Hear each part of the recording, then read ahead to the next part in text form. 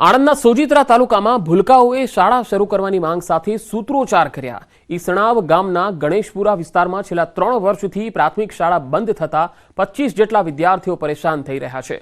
શિક્ષણ વિભાગે 3 વર્ષ પહેલા ઓછી સંખ્યા હોવાનું કારણ આપીને ગણેશપુરા પ્રાથમિક શાળાને તાળા મારી દીધા હતા, જેના કારણે ખેતમજૂરી કરતા અને આર્થિક રીતે નબળા પરિવારના બાળકોનું શિક્ષણ જોખમાયું છે। ગણેશપુરાની શાળામાં અભ્યાસ કરતા બાળકોને ઈસણાવ શાળામાં પ્રવેશ આપી દેવાયો હતો। જો કે નાના બાળકો 2 થી 2.5 કિલોમીટર ચાલીને શાળાએ જવાની ફરજ પડી રહી છે અને તેમાં પણ ચોમાસામાં રસ્તો પર પાણી જ્યારે ભરાયેલા હોય ત્યારે આ બાળકો શાળાએ જઈ શકતા નથી। ત્યારે બાળકોએ ફરી ગણેશપુરા પ્રાથમિક શાળાને શરૂ કરવામાં આવે તેવી માંગણી કરી અને સૂત્રોચ્ચાર સાથે વિરોધ નોંધાવ્યો।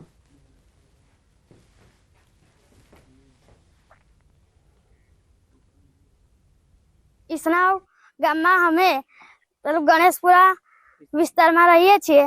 અમારે 3 વર્ષથી ઈસણાવમાં 2 થી 2.5 કિલોમીટર 25 બાળકોને જવું પડે છે, એટલે અમારી ગણેશપુરા સ્કૂલ ચાલુ કરો।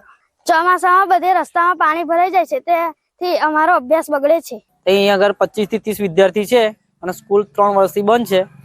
એ છોકરાઓને 25 થી 3 થી 4 કિલોમીટર ચાલતા જવું પડે છે અને પ્લસ બીજું કે ચોમાસામાં રસ્તામાં પાણી ભરાઈ જાય છે તો 1 મહિનો સ્કૂલ એમની બગડે છે, તો વિદ્યાર્થીનું ભણતર ખોરવાય છે। તો સરકારને અમારી અપીલ છે કે જલ્દીમાંથી જલ્દી સ્કૂલ ગણેશપુરાની ચાલુ કરે।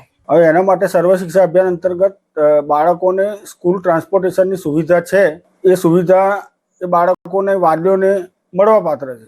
કિલોમીટર જે એના ધારાધોરણ મુજબ આવતા હશે તો એ મળવાપાત્ર હશે। હું તપાસ કરી અને હું જોડાઈ લઉં છું।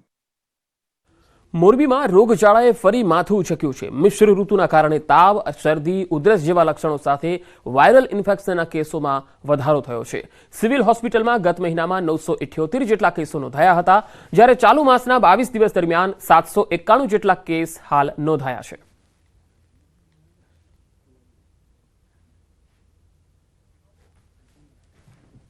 તો જાન્યુઆરી મહિનામાં ટોટલ આ પ્રકારની એક ફ્લૂ ઓપીડી અલગથી આપણે ચાલે છે હોસ્પિટલ ખાતે, જ્યાં શરદી ઉધરસને એ પ્રકારના કેસ જોવા મળે, ફ્લૂના કેસ આપણે અલગથી જોઈએ છીએ।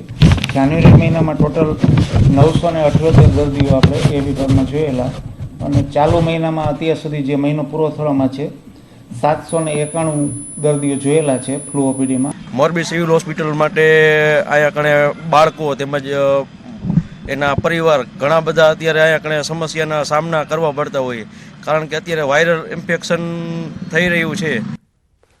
અમદાવાદમાં ઔડા દ્વારા શહેરમાં 250 કરોડના ખર્ચે નવા રસ્તાઓ બનશે।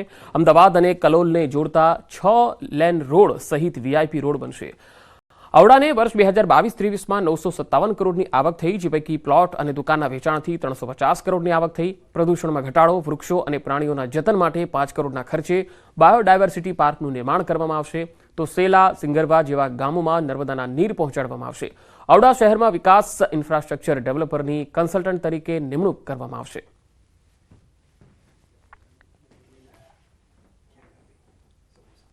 ટાઉન પ્લાનિંગ યોજનાઓ અમલમાં છે, ત્યાં વિકાસની વિવિધ જે પરવાનગીઓ આપવામાં આવે છે એના અંતર્ગત પણ ઔડાને લગભગ 200 કરોડ રૂપિયા જેટલી આવક થવાનો અંદાજ છે।